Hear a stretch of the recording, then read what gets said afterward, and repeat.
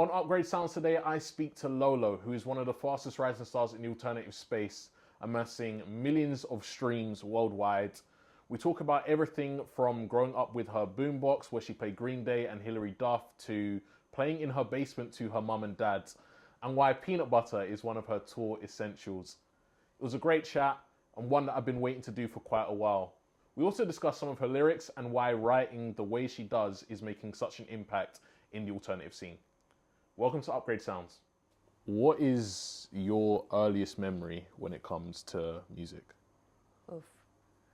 Probably being in the car in the back seat where like my mom and dad are playing whatever their songs are. So I guess like music from the 80s or whatever. But my earliest like memory of wanting to sing and like perform and doing music like that is with like my little boombox and my American Idiot CD. Yeah. Like that is like the first, that or maybe Hilary Duff Metamorphosis CD. Oh wow, like what those a are the record. two. Yeah, those are the two that I like really had, that I was like putting on performances for my parents, charging them like $2 to come see me in the basement. Yeah, that's like my earliest memory of like rocking out. Okay. We had this like pole in our basement too that I would like go, it was just like because it was like under construction. I just used that as like a stage. I like went around the pole. Wow. Yeah. Oh, it's great. So two very, I guess, strong records there, almost polar opposites. You know, you got like the punk and the rawness of American Idiot, and then you've got, you know,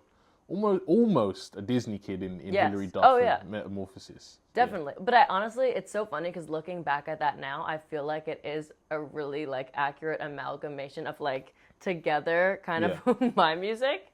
Because like I love Green Day, but like I'm not as hard as them, like, you know, and punk as them. And I think I'm a little harder than Hilary Duff. Maybe just a little bit, you know. So I feel like together, if they had a child, it could be me. And, you know, when was that first moment that you realized, or someone told you, you can sing, you can be a musician? You know, what was that? I didn't know I could sing until I was in the 8th grade. Like I always would audition for the plays. I never got a big part. Really? Yeah, never. And then in grade 8, I remember I was at summer camp and I auditioned for Annie. And I was like praying that I got in. And I remember walking to go look at the cast list and being like, please God, like let me get into this play. Like it's gonna be so, because I remember it was like hard to get in. I was like, it's gonna be so embarrassing if I don't get in. Like, please. And then I remember thinking in my head, like, oh my God, like I hope I'm an orphan. Then I was like, no. You know what? I'll be a cleaning staff. Like I just hope I get into the play. And I remember I went and I looked at the list and I was Annie. And I was like, wait, what the fuck? And then I was like, maybe I can sing. And then after that, I kind of like got my confidence up, and I feel like confidence is like half the battle with singing. Right. And then that was when I realized I can sing. But no one really, like there was like other kids in my class that would like get way bigger parts, and people thought they were like amazing singers. Yeah. Even when I first started putting YouTube videos up and stuff, there was other kids my age they would get way more views and whatever. And it's funny, I'm the only one doing music now out of everyone else. Like I ended up getting here, but yeah, at the time, like it was definitely not like I wasn't like a child star. Let's just say that. It was a slow burn. And I guess so. When you've come through, you started, you know, doing theatre, and as a result of that, you've led into music. What was it like, I guess, building the world of Lølø? Because I think there's so many great points to your music and what you do. You have such a unique style. Talk me through growing that project from the very beginning. You know, when did you know that you wanted to, I guess, be Lølø? You know? Yeah, well, I mean, so for the longest time, my dream was just to be on Broadway. Like, did not think about, like, I loved rocking out, but I was like, that's what I didn't write songs. And I was like, I never will write songs because growing up, I kept a diary always, and I would like use that to really write out my feelings, and like that's how I like got things off my chest. But I was so embarrassed about it, and like I had the type of parents that would come. Why? Because I had the type of parents that would come in my room and go through my shit. Okay. And I didn't want them knowing like my inner thoughts. And so I would like write it out and then rip it up into little pieces, and then I would just end up with like empty like book binder things or whatever. But then I started playing guitar when I was in grade 9, I think. Yeah. And my guitar teacher was like, you have a good voice. Like, you should try writing a song. And I was like, telling people my diary entries. No, thank you. But he ended up being like, well, I'm not coming back next week unless you try writing one song. And I was like, oh my God, like I'm going to lose my guitar teacher. And I loved playing guitar. Yeah. So I tried, and I ended up writing like 9 songs that day and like just loved it. And I remember exactly where I was sitting on my bed being like, this is what I want to do for the rest of my life. Like I fucking love doing this. And so that was kind of when I was like, okay, I want to be an artist. But I had no idea what I was doing. My parents didn't know anyone in the industry or like know anything about what, like how to help me. Yeah. I didn't, so like no one knew how to get me to do things. So like I ended up just going to a bunch of open mics around Toronto, and then I met people, and my guitar teacher introduced me to people who introduced me, and it was kind of like a domino effect of that. But like it was like I was like, okay, I'm gonna make a record, and like, you know, I'll be Taylor Swift. But I didn't realize like all the things that need to happen, and like, yeah, I was like, okay, how do I get to a studio? Like, what's a microphone? Like, I didn't know anything, so it kind of was again a slow burn, and of realizing like, oh shit, this is how it is to be an artist. But yeah, at first I was like, I just want to be a singer. I didn't really understand, I don't think, what an artist was. Yeah. And I think just as I grew up and like experienced things, I felt more comfortable showing that and just being myself, I guess. And then that's how Lølø happened. I mean, yeah, I don't even know how it happened, I guess. It just happened. And I think, like, you spoke about your guitar teacher there, who I'm sure was fantastic, because your guitar work is fantastic. Thank you. And I want to know, I think, at least for me, when you're a musician, it comes down to, like, the teacher being good and making you want to learn that instrument. Is it, like, I'm assuming that's what happened with you. He, like, your guitar teacher, he or she? He made you want to learn, you know, like, what was it about those lessons that were so great for you? He was the best. He was honestly such a good teacher. He like would take, I remember like he took like the top 10 students of like people that were like, I guess like not necessarily the best, but like trying the hardest. And like I remember a memory of he took us all in a limo to London, Ontario, which is like 2 hours away. Sure. To see John Mayer, and he got us like floor tickets. And at the time that was like one of my favorite artists, and I would learn all his songs on guitar and just like little things like that. And just it was like a really good environment. And it was really nice because when I was just on tour with Boys Like Girls, we came through Toronto and we played at this really cool venue called History, which is Drake's venue actually. And I invited him, and he got to see me, and it was a really cool moment because I haven't had lessons in years, but and I don't really get to see him because I live mostly in LA now. Sure. But it was a nice moment for him to see, and like me rocking out on the guitar with all the people, and he was really proud of me, which was nice. It was a good feeling. Social media is a bit of a contentious one, but I feel like as musicians and entertainers and artists, you can no longer just do one thing. I think you have to make yourself a brand. And as much as we say we hate social media, kind of wouldn't be here without it, right? Right. You know? Well, that's the thing. It's like a catch-22. It's like I hate it, but it also helps me be me. Like no, people wouldn't know of me as much. So in that sense, I love it. And I think it's just like at first, I think some people could be like, "Oh, I'm not doing social media. Fuck it. Like whatever. I'm cooler than that." But at this point, it's like it's just not possible. Like if you're not on social media, you're just going to be like less successful. That's just like, so you could be cool in the corner, but people won't, like even Green Day is on, you know, they're making TikToks. So I think now it's just like, it's just part of it. It kind of sucks, but at the same time, as you said, it's also good. So. And was there anxiety around it when you started? Well, when I first started TikTok, it was like during COVID when everyone first started, and I was just like dancing on it, like doing like the D'Amelio dances.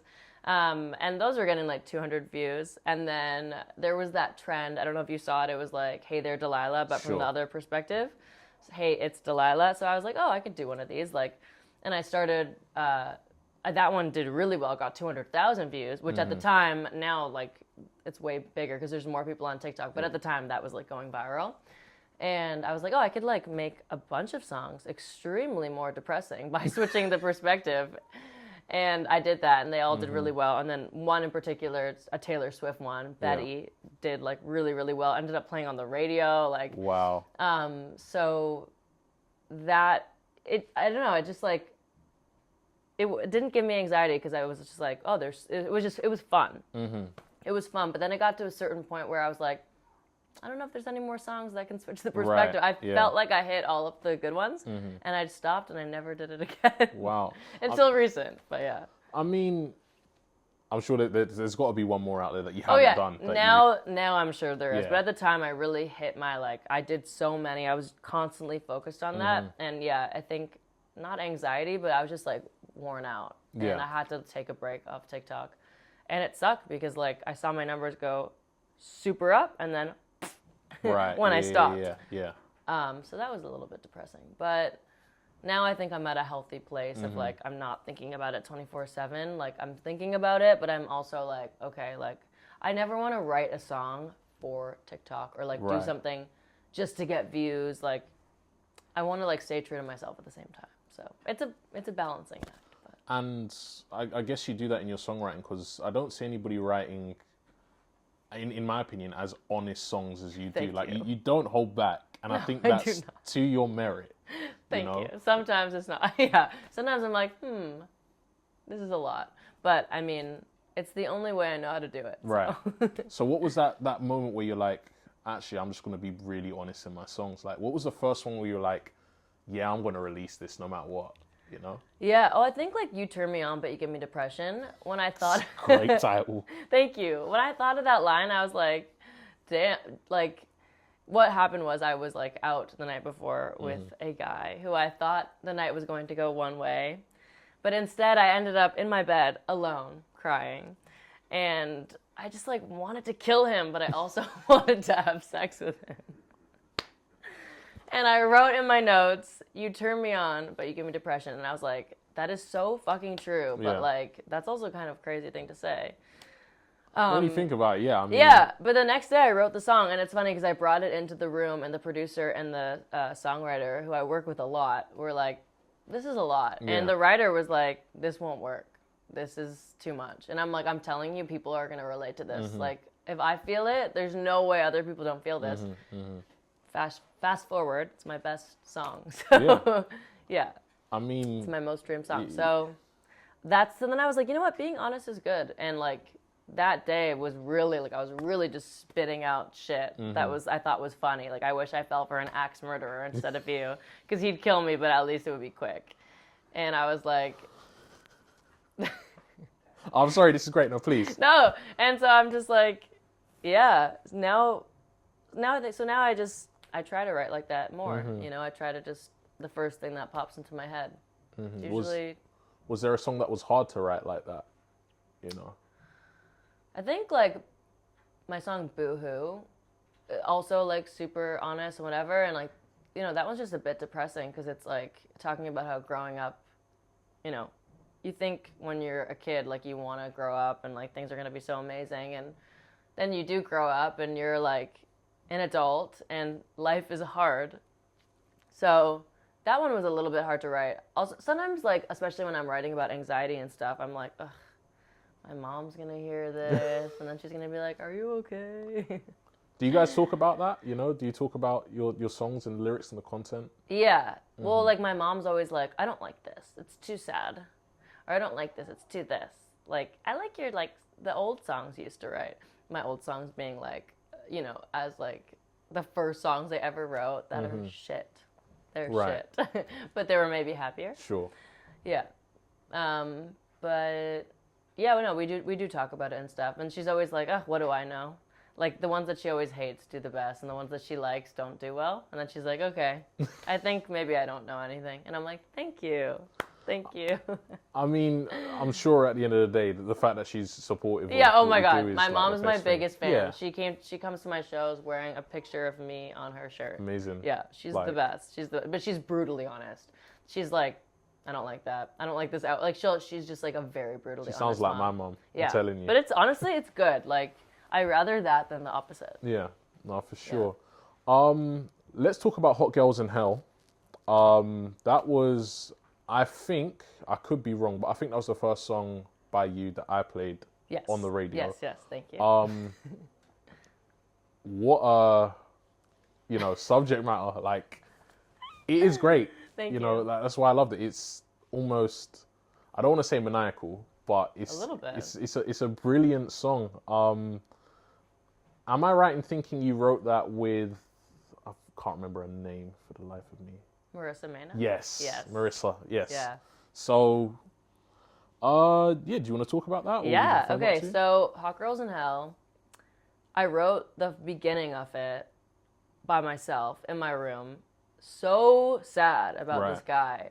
Just like, and it was actually, I had just come back from Coachella and I saw Boy Genius and I was like really inspired by them and like their honest lyrics and the way that they storytell and just like kind of just go on. It's kind of like they just talk almost. It feels like it's a conversation. So I was in my room and I like pretty much, I have the voice note on my phone, pretty much freestyled that whole first verse. And I was like, oh, this is sad. I don't know what I want to do with this. Just kind of put it to the side. Super sad about this guy. Then a couple weeks later, I was going to Nashville, and I was like, I want to write this song. And I'd heard a Weezer song that started in 6/8 and ended in 4/4, then went back to 6/8, 4/4, and I thought that was really cool. And I was like, I have this really sad like intro of something. I was like, maybe we can use this because at this point, I was fucking pissed. I was like, I hate him. I want him to die. Like. So then I was like, it'd be cool if it was the same song because I feel like when you are going through a breakup or like, you know, a break of anything, you're 1 second you're sad, 1 second you're mad, 1 second you're in love and you feel pathetic, 1 second you want them to die. So I was like, maybe it would be really cool if it was the same song. And Mike, the producer, and Marissa, my co-writer, were just like, yeah, let's roll with this. We love the verse. Like, that will be the verse. Let's try to write a chorus. And we started writing the chorus and it was written really fast. And yeah, I'm really happy. It's my favorite. It's a masterpiece. Thank you. It's my favorite song I've ever written. It's my favorite song to perform because it starts off and people that don't know me sometimes they put their flashlight up and they think it's gonna be a slow song and I'm just like, you're fucking disgusting. And it feels so good to sing. Yeah, I'm really, really, really happy with that one. I'm so glad you're getting it, and also I think you're getting, I guess, the sweetest revenge because. As we've discussed, your music is literally taking off. You have some of the most dedicated fans I think I've ever seen. Thank you. They are. They're the best. Yeah. You know, yesterday, at the time of recording this, yesterday was rap day, wasn't it? And so you had a great rap. You had a great kind of year, and I've seen so many fans stream. Like, I thought I streamed my top rapped artist, which obviously was you.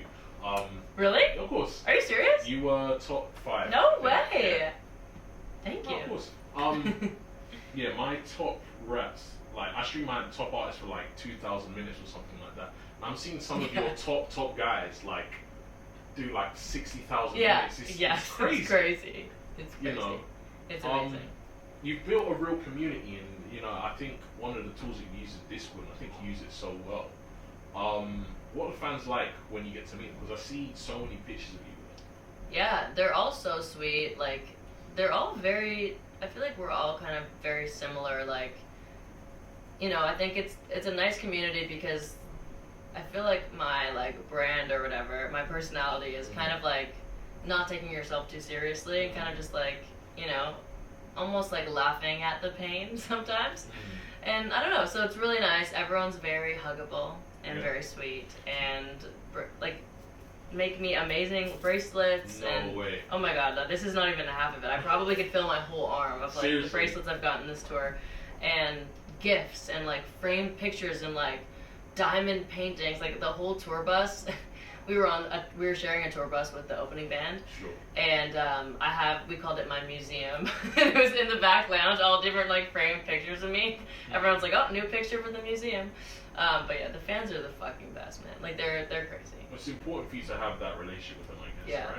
Yeah, well that's the thing. Like I feel like they're actually like not even feel like they're actually like they're my friends. I talk to them about things and they're all so sweet, and because they come to so many shows, like I know all of their names, I know who they are, like I know what's going on in their life. Like it's nice. I mean, you know, while I can have that kind of relationship, I would like, you know, I'm so happy to have that. I think it's going to take you so far, you know, and it's Thank you. Definitely something you should be proud of. Thank you. In doing research for this, I read an article, and it kind of took me by surprise. It was your tour essentials. Okay. You know, there are a few things on there that I wanted to talk about. First thing being peanut butter. Tell me about it. Like, it could be put on anything. It can be eaten just on a spoon. You can put it on a banana, on a piece of toast. right, but talk me through it. So what type of peanut butter is this? Is it Creamy, super creamy. I don't super like creamy. touching. I don't like feeling a nut in my is it the mouth. texture? No, I have an allergy to tree nuts. Okay. Not peanut butter though, because a peanut is technically a legume. Right. So I don't like the feeling of a nut in my mouth. Someone's gonna meme that. Clip that but I don't like a feeling of that. Of those types of nuts. So it's just, yeah. But so the creamy peanut butter. Great. And then I think you were talking about a vocal vape as well, right? So Yes. super important, of course. I guess looking after your voice. Yeah, it looks like this. People always think it's a real vape, but I've never smoked a cigarette in my life. I don't Keep it smoke. that way. Thank you. I'm very proud. But yeah, it kind of just looks like, I don't know. It looks like a real vape, but a little bit bigger, and it just like puts baby saline into your throat. Supposedly it helps. Again, since I've never smoked, I really don't know how to inhale, so I always feel like I'm not actually doing it, but I don't know. And I guess I just want to ask you, like, headphones, obviously, super important. What are you listening to at the moment? Honestly, I'm still on a super big genius kick. Big boy genius kick. What else? I listen to a lot of like singer-songwritery stuff. Like I like John Mayer, Gavin DeGraw, plus like 1975. It's pretty eclectic. Green Day, of course. I have just a playlist of like all of my favorites, and it just, yeah. Amazing. But like nothing crazy new. I should be discovering more music, but I tend to like just go back to old things. It's like comfort. Yeah. For sure. I just wanted to close with a quick fire round. Just, you know, like, thank you for being here. It has been absolutely wonderful for having me. You know, to speak to you. And I hopefully it's not the last time. Yes. But, No. Yeah, let's do a quick fire round. So, Okay. best tour moment Of this tour? of any tour. Probably the first time I ever, honestly, London last year, the first time I came here, and people were screaming my lyrics, and I was like, oh my God, they know who I am. So that. Worst tour moment.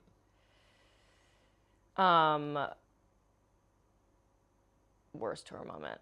In Warsaw recently, we like started a track wrong, and so I like couldn't hear it, and I started Hot Girls in no. Hell on the wrong cue, and so I was completely off, and I wanted to die. Oh, man, I'm so sorry. It's all good. We fixed it in the chorus, but I don't know if anyone noticed. Hopefully not. Let me know if you saw this in Warsaw. I think you've answered this already, but favorite song of your own? Hot Girls in Hell. Go-to fast food order? Big Mac at McDonald's. Big Mac? No cheese. No cheese? What drink? No drink. No drink? No drink, just the burger. I don't like bubbles or anything. Oh, okay. And you the water just is a always. plain water girl. I'm a water girl. Yeah. Okay. And the water at McDonald's is always like Dasani. Do you guys have Dasani here? I don't know what that means. Okay, don't find out. If you're watching from the U.S. or North America, you know Dasani is like the worst water. Okay. Yeah. Oh, for sure. Oh, I know what you're talking about. Yes. It's the water made by the company. Coke. Yes. Yes. I don't know if we can. We We'll won't. keep it in. We'll work with it. Coke. If you give me $1,000, I'll take that back. Biggest fangirl moment. Oof. Meeting Billie Joe Armstrong. That must have been crazy. Right? Yes, it was. I played it totally cool, and then I went to the bathroom and cried. He's shorter than I expected. Oh, sorry, I just hit my He's mic. exactly my height. Really? Yeah, so we could still date.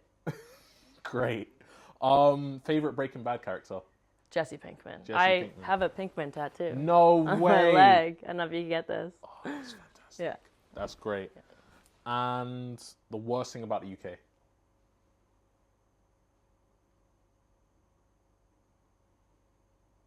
It takes so long to get everywhere. Yeah. Yeah. It does. It does. Yeah. It does. It's been really great to talk to you. I can't wait to see you tomorrow. Thank you. Yes. Thank you so much for being here. Thank you. Thank you for having me. This is fun. Back here with my favorite dumb bitch. It's Lolo. On Upgrade Sounds.